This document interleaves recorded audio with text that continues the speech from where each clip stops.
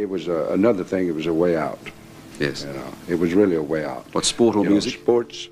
Waylon Jennings es un cantante, compositor, músico y actor estadounidense. Se le considera uno de los pioneros del movimiento outlaw de la música country. Jennings es muy apreciado por su potente voz y su estilo único de interpretación. Gracias a su talento, Jennings ingresó en el Salón de la Fama de la música country. Waylon Jennings tuvo una carrera muy exitosa, pero por desgracia, los problemas de salud truncaron esa exitosa carrera, y Jennings finalmente dejó este mundo en 2000. Echando la vista atrás a la vida de esta leyenda de la música, además de su carrera de ensueño, Jennings también se vio envuelto en rumores. Y antes de fallecer a los 64 años, Jennings también tuvo tiempo de hablar sobre esos impactantes rumores. ¿Qué reveló Waylon Jennings? ¿Admitió que los rumores anteriores eran ciertos? Descubrámoslo en este vídeo, pero antes echemos un vistazo a su extraordinaria vida y carrera. Los comienzos y la carrera de Waylon Jennings. Los primeros años, de empobrecido a sensación en ascenso. La narración de Waylon Jennings comienza en las vastas y áridas llanuras del oeste de Texas, donde el horizonte parece infinito y los campos de algodón se extienden hasta donde alcanza la vista. La existencia de Jennings no se caracterizó por la ostentación y el glamour desde el momento en que nació, el 15 de junio de 1937, en las cercanías de un pequeño pueblo llamado Littlefield. Sus orígenes fueron todo lo modestos que podían ser. William y Lorraine Jennings llamaron Waylon a su hijo mayor nada más nacer. Para evitar cualquier posible confusión con una institución cercana de educación superior, conocida como Wayland Baptist College, su madre empezó a referirse a él como Wayland. Aunque la familia Jennings estaba profundamente comprometida con su fe, no eran baptistas, sino una familia firmemente afiliada a la Iglesia de Cristo. Y, como muchas familias sureñas de la época, eran ávidos oyentes de música, en particular del Grand Ole Opry, que escuchaban por la radio. William, el padre de Wayland, trabajaba incansablemente, dedicándose a diversas ocupaciones, como el trabajo agrícola y la conducción de camiones, con el fin de garantizar que su familia tuviera acceso a los alimentos. Y el joven Wayland, bueno, también contribuyó. Trabajó en esos campos de algodón junto a su familia, una experiencia agotadora que, sin duda, influyó no solo en su perspectiva de la vida, sino también en las crudas historias reales que más tarde transmitiría a través de su música. Los acordes de algunas de sus composiciones casi evocan los polvorientos campos, pero la música siempre fue un aspecto significativo de la vida de Wayland. Su padre, a pesar de ser un músico aficionado, sentía pasión por tocar la armónica y la guitarra, y uno puede imaginárselo introduciendo al pequeño Wayland en esos primeros aromas dulces. Lorraine, la madre de Wayland, ya le instruía en el instrumento a los 8 años. 30 Pieces of Silver fue la primera canción que le enseñó. Aunque la melodía era sencilla, bastó para encender su entusiasmo. A partir de entonces, Wayland practicó con el fervor de un niño poseído, tomando prestados los instrumentos de sus parientes, hasta que su madre pudo ahorrar lo suficiente para comprarle el suyo, una guitarra Stella usada. Poco después, le compró una Harmony Patrician, a la que le dio un buen uso. Las influencias musicales de Wayland eran muy diversas, sobre todo para un niño criado en una pequeña comunidad de Texas. Le gustaba especialmente la música honky tonk de Floyd Tillman, Ernest Tubb y Hank Williams, así como el western swing de Bob Wills. Si añadimos un toque de rock and roll de Carl Smith y Elvis Presley, tenemos la receta para el sonido distintivo que Wayland desarrollaría más tarde. La aptitud de Wayland era evidente desde muy joven. No era simplemente un niño con un instrumento, era un artista.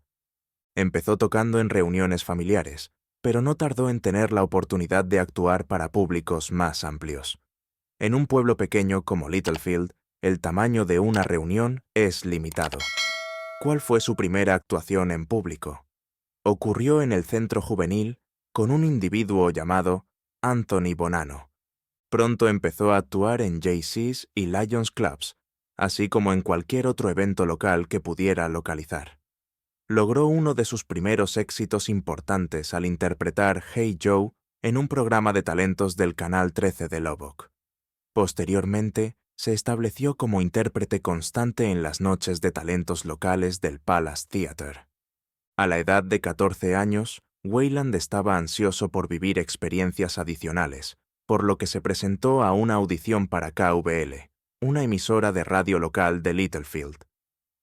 J.B. McShann, el propietario de la emisora, quedó tan impresionado por las maneras de Weiland que le concedió un programa de radio semanal de 30 minutos.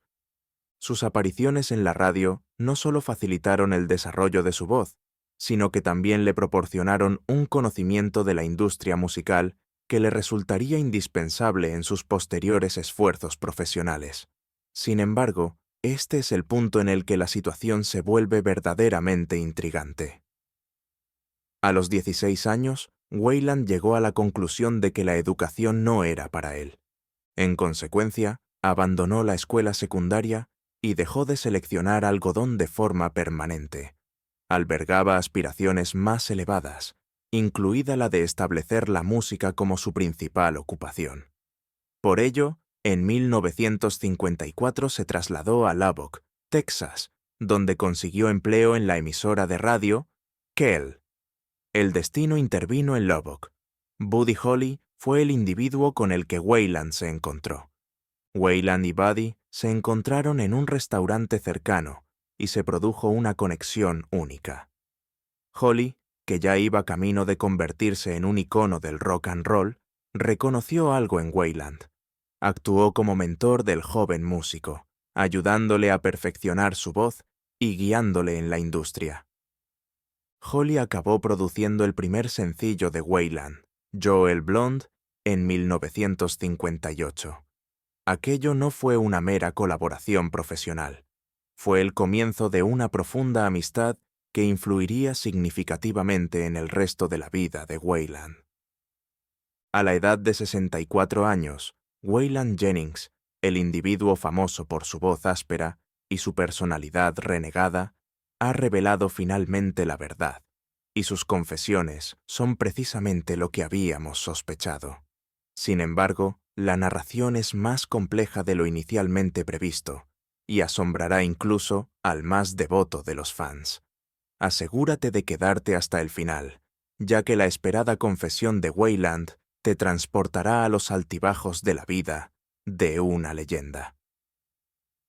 La tragedia de la gira Winter Dance Party.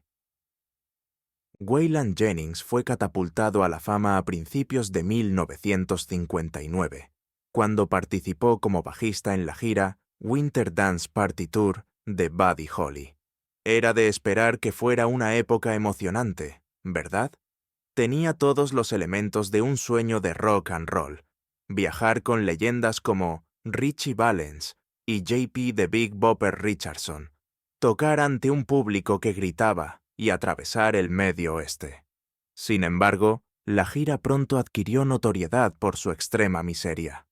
El horario era extremadamente exigente. Este era el estilo de vida que llevaban estos jóvenes ídolos. Además, hay que abstenerse de hablar del vehículo de la gira. Los músicos se quedaban tirados en los climas más gélidos que se puedan imaginar debido a las incesantes averías de los equipos. El mero recuerdo de un viaje en particular todavía provoca escalofríos en las vértebras de cualquiera. El autobús se averió, en medio de la nada, después de decidir que ya había tenido bastante durante el viaje nocturno de 300 millas. No hay calefacción. No hay forma de evitar las temperaturas bajo cero. Estaban tan desesperados que quemaron periódicos para generar calor. La idea de aspirar a ser una estrella emergente, soñando con el glamour y el brillo de la fama, y en su lugar quedarse tirado en un autobús que funciona mal en pleno invierno, rezando para que alguien, cualquiera, venga a rescatarte, es aterradora.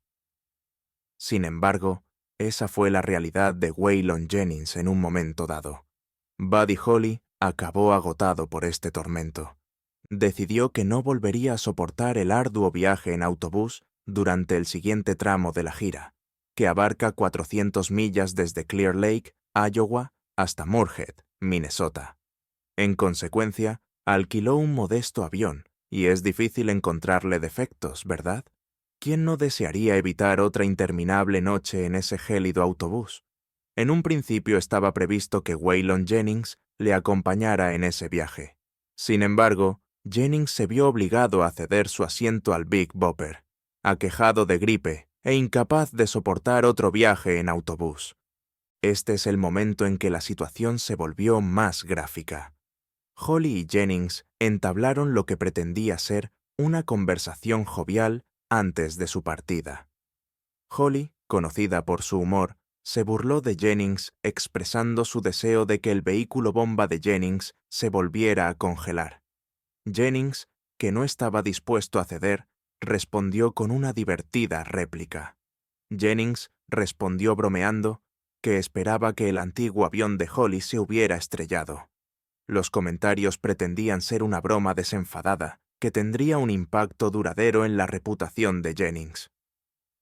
El avión en el que viajaban Buddy Holly, el JP de Richie Waylon, Big Bopper Richardson y el piloto Roger Peterson se estrelló poco después de despegar el de febrero de 1959, provocando la muerte inmediata de todos los que iban a bordo. La tragedia quedó inmortalizada en la emblemática canción American Pie de Don McLean, que pasó a conocerse como el día en que pereció la música. El accidente no fue solo un suceso trágico para Waylon Jennings, tuvo un profundo impacto personal en él. Le atormentaba la idea de que sus palabras habían gafado de algún modo el vuelo, y llevaba la pesada carga del remordimiento del superviviente.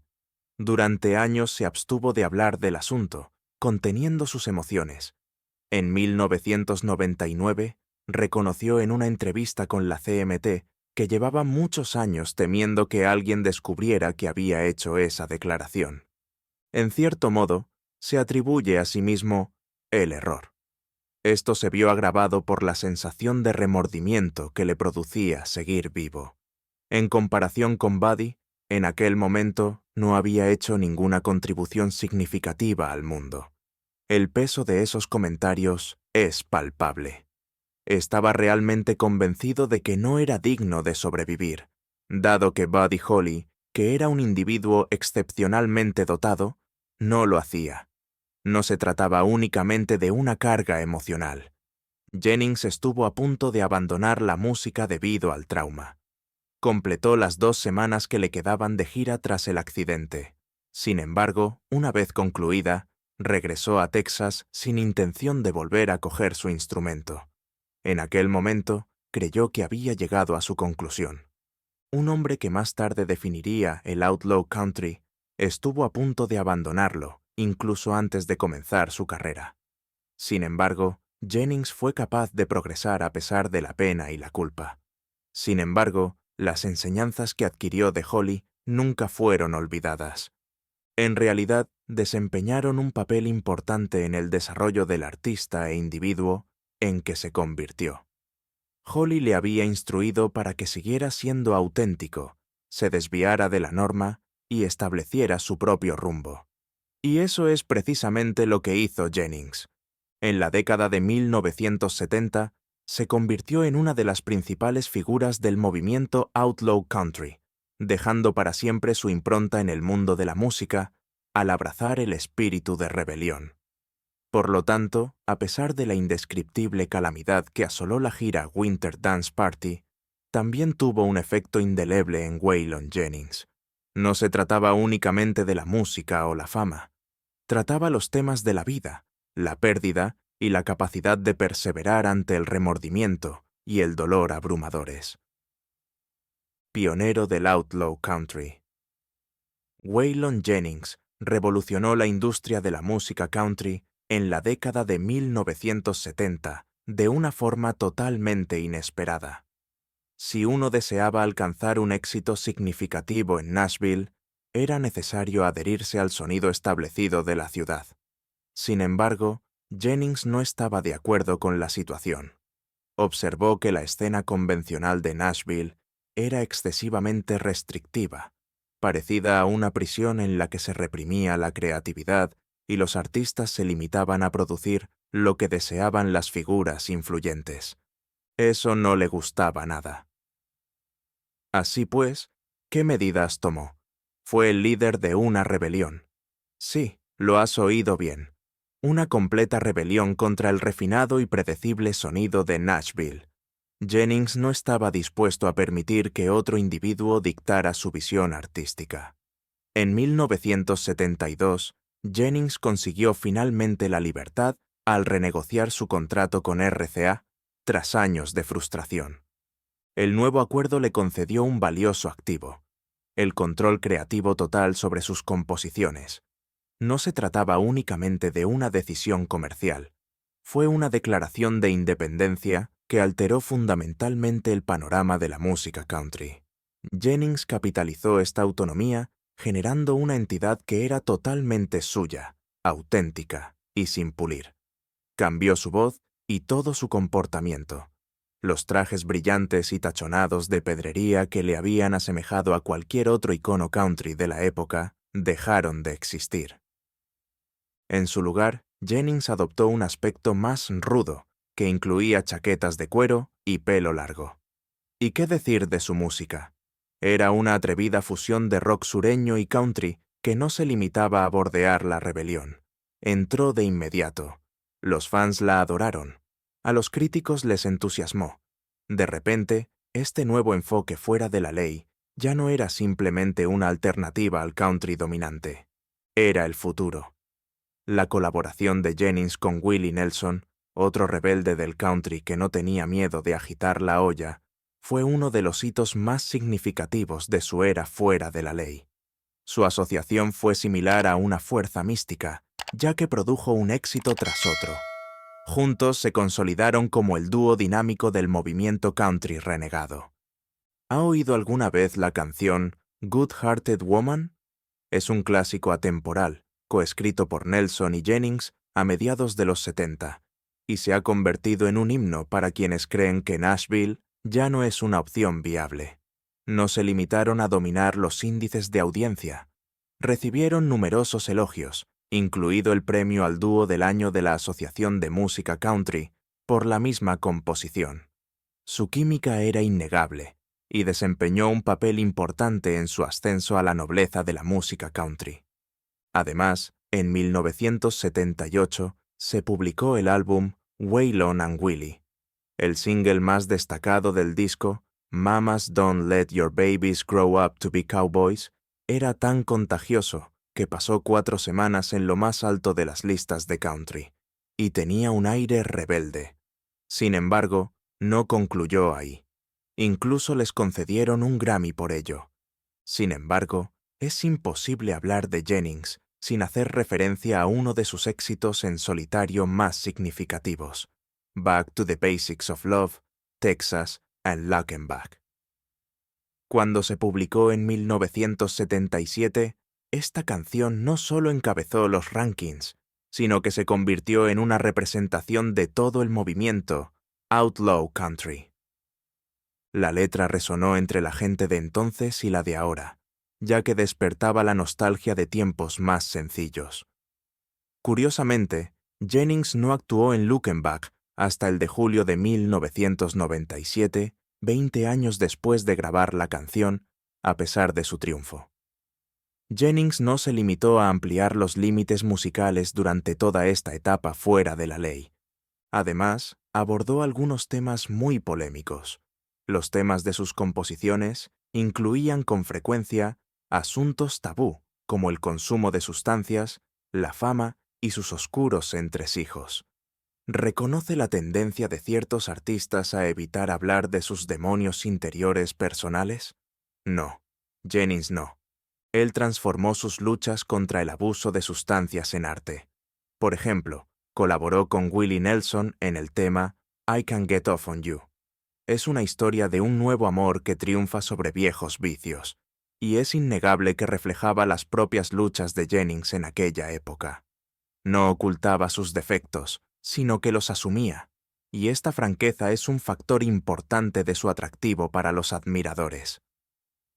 Waylon Jennings reveló finalmente la verdad a los 64 años, lo que confirmó lo que muchos de nosotros habíamos sospechado durante años. ¿Qué llevó a esta leyenda del country a permanecer oculta durante un largo periodo y por qué se reconoce ahora? Su próxima declaración es una revelación que sus devotos han esperado con impaciencia y le obligará a contemplar al individuo que inspira su música. Por favor, quédese con nosotros hasta la conclusión, ya que la narración completa de la confesión de Waylon es aún más impactante de lo que nadie podría haber anticipado. Adicción y dificultades personales. La vida personal de Waylon Jennings fue tan turbulenta como su legendaria carrera musical. El individuo se casó 4 veces, no una ni 2, sino 4. Discute el concepto de montaña rusa. A la tierna edad de 18 años, contrajo su primer matrimonio con Maxine Carroll Lawrence. Tuvieron 4 hijos juntos. Sin embargo, fue todo un reto compaginar una familia en expansión con su carrera musical, que iba cobrando impulso. Imagínese estar de gira, experimentando la fauna de una estrella del country en ascenso, y luego intentar conciliar esto con las responsabilidades de la vida hogareña. Sencillamente, no funcionó. Como era de esperar, el matrimonio acabó en divorcio, dado el espectro amenazador del abuso de sustancias. ¿Podría alguien realmente conseguir equilibrarlo todo sin que se tambalease ni un solo elemento?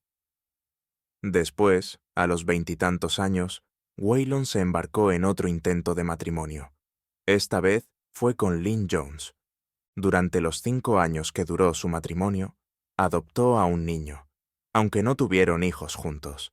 Sin embargo, su estilo de vida, las exigencias perpetuas de la fama y la lucha constante con sus problemas, en particular con las sustancias, desembocaron en otra separación, muy parecida a la anterior. Parecía que empezaba a surgir un patrón. Puede imaginarse la dificultad que Lynn debió de tener para gestionar el pandemonium que acompañaba a su matrimonio con un icono de la música. El estilo de vida impredecible, el comportamiento errático alimentado por el consumo de sustancias y las largas giras debieron de ser mucho que gestionar. Barbara Ruth fue el tercer intento de matrimonio de Waylon después de Lynn. Esta unión también duró poco, lo que sirve como una prueba más de que, a pesar de la capacidad de Jennings para cautivar al mundo con su música, su vida personal no era tan fácil.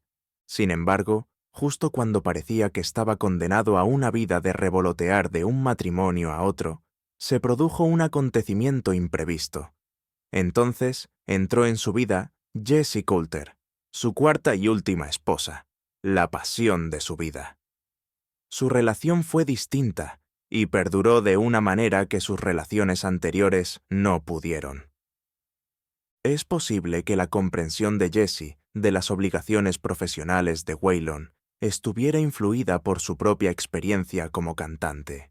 O es posible que simplemente fueran la pareja perfecta de una forma que los demás no habían sido. Sin embargo, mantuvieron su unidad hasta el final, a pesar de los numerosos altibajos. ¿Será verdad que a la cuarta va la vencida? Hablemos ahora de la lucha de Waylon contra el abuso de sustancias. El estilo de vida de Jennings era notoriamente extravagante, sobre todo durante las décadas de 1970 y 1980.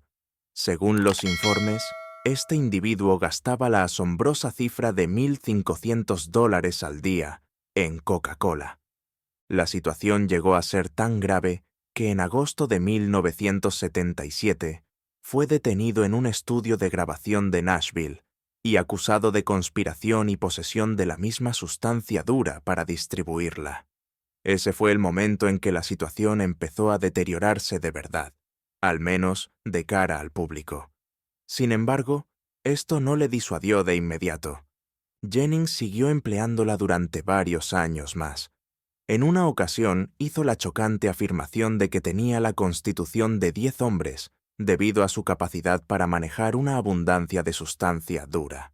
Es difícil imaginar cómo una persona puede mantener una carrera mientras vive de esa manera, pero Waylon lo consiguió.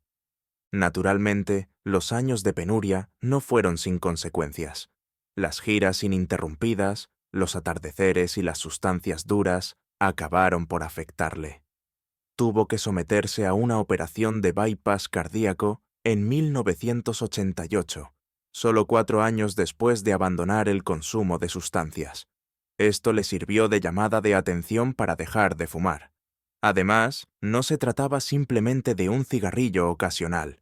Este individuo consumía 6 cartones de cigarrillos al día. Debió de ser difícil dejar de fumar en ese momento, pero el daño ya estaba hecho. Lamentablemente, su corazón no fue el único ámbito en el que su abuso de sustancias y alcohol tuvo consecuencias a largo plazo. La obesidad y la alimentación poco saludable de Jennings agravaron su diabetes de tipo. En 2000, se vio obligado a dejar de fumar.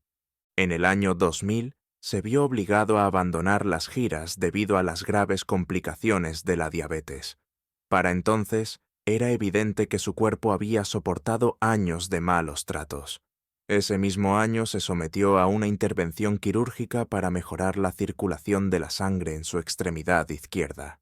Sin embargo, la situación empeoró considerablemente en diciembre de 2000, justo un año después.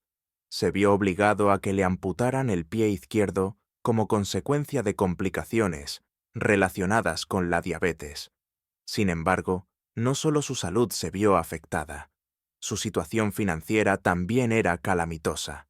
Jennings llegó a tener una importante deuda, que ascendía a $2,5 millones. Se declaró en quiebra debido a la abrumadora deuda que pesaba sobre sus hombros. No obstante, Jennings mantuvo un sólido sentido de la responsabilidad durante ese sombrío periodo.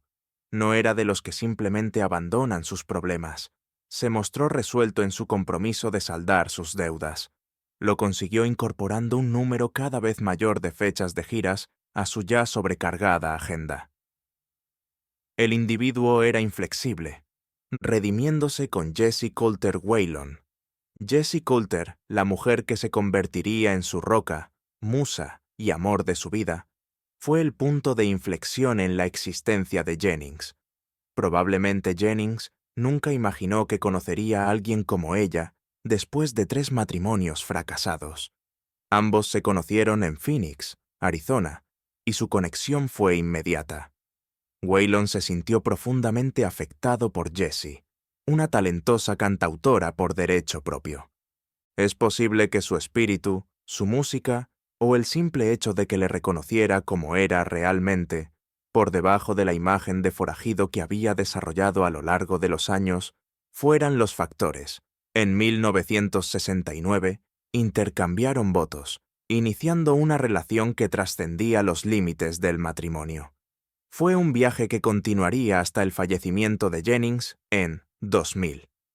Hoy en día, Waylon suele declarar que su encuentro con Jessie fue el acontecimiento más ventajoso de su vida.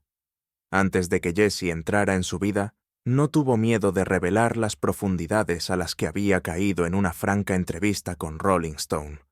El factor principal era la autocompasión de Walleran, que se caracterizaba por su persistente depresión y el consumo de drogas.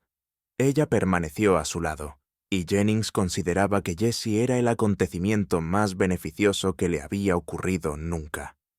¿Y eso no lo dice todo? Sin embargo, la influencia de Jessie se extendió más allá de su mera presencia. Además, ella afectó significativamente a su trayectoria profesional.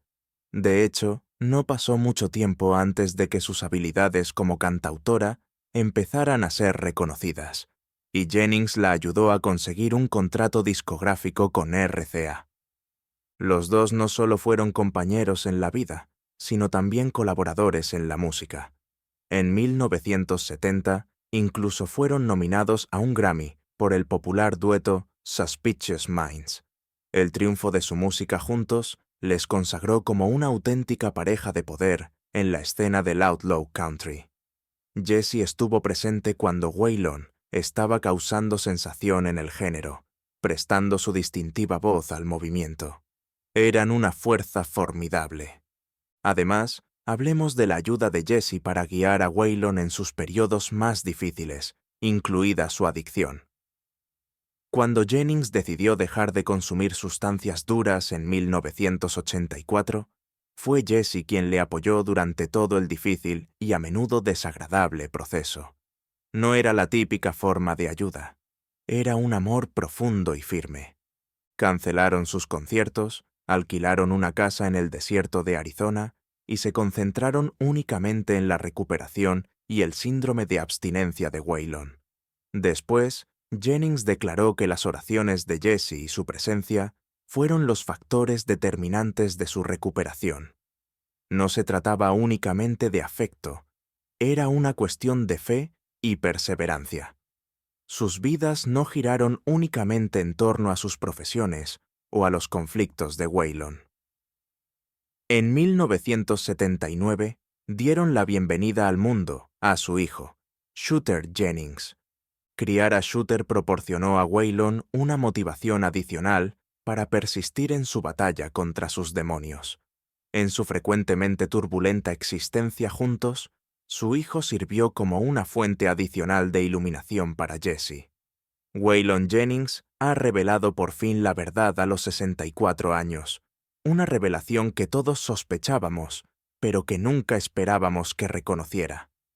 ¿Qué ocultaba la estrella del country y cómo altera esto nuestra comprensión de su legado? Le interesará escuchar la narración completa de este esclarecedor momento. La confesión de Waylon le dejará con más preguntas y respuestas de las que esperaba, así que permanezca atento hasta el final. Reflexiones a los 64 años. La sorprendente revelación. En una entrevista sincera y reveladora, Waylon Jennings, el legendario vocalista de Outlaw Country, reveló sus pensamientos más íntimos sobre su turbulento pasado y el peso de sus errores. A sus 64 años, Jennings parecía haberse reconciliado por fin con los remordimientos que le habían perseguido como una sombra durante décadas. Sin embargo, la colisión no fue el único demonio con el que se topó Jennings. También tuvo que enfrentarse a su lucha contra el abuso de sustancias, en particular a su adicción al consumo de sustancias. La adicción del cantante a las sustancias se agravó durante el apogeo de su carrera. Jennings reconoció que llegó a gastar hasta $1,500 al día en esta sustancia en un momento dado. La adicción no solo agotó sus recursos financieros, sino que también minó su espiritualidad. La ruina financiera que le sobrevino fue enorme, con Jennings acumulando deudas de hasta millones de dólares. Es muy difícil imaginarse salir de semejante aprieto. Sin embargo, Jennings lo consiguió en 1984. Al final, Jennings pudo superar su adicción y decir adiós a las sustancias duras con el apoyo inquebrantable de su mujer, Jessie Coulter, y de su hijo, Shooter. Aunque fue un triunfo, se logró tras años de agitación y derrota. Al reflexionar sobre su vida, era evidente que Jennings albergaba un profundo remordimiento por los años que había perdido a causa de la adicción. Su salud se resintió considerablemente. El mismo individuo que una vez dominó el escenario con su voz atronadora y su presencia más grande que la vida, luchaba ahora por enfrentarse a las repercusiones de sus decisiones anteriores. Su salud y su movilidad se vieron mermadas gradualmente por la diabetes de tipo, que le afectó gravemente.